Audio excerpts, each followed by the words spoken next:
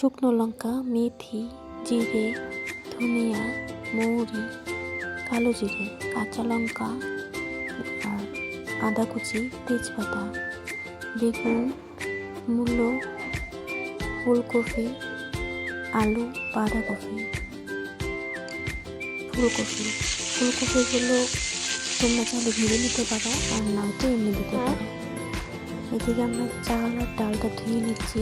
ফোড়নে শুকনো লঙ্কা আর যা যা দিয়েছিলাম সব দিয়ে দিচ্ছি। ফোড়নটা একটু ভাজা হয়ে যাবে, আদা আর লঙ্কা কুচিটা দিয়ে দিলাম।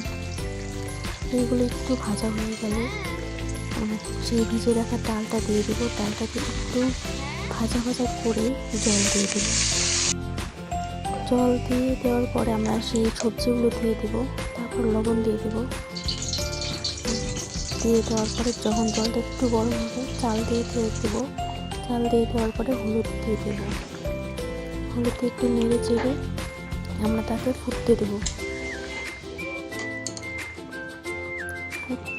নামানোর কিছুক্ষণ আগে চিনি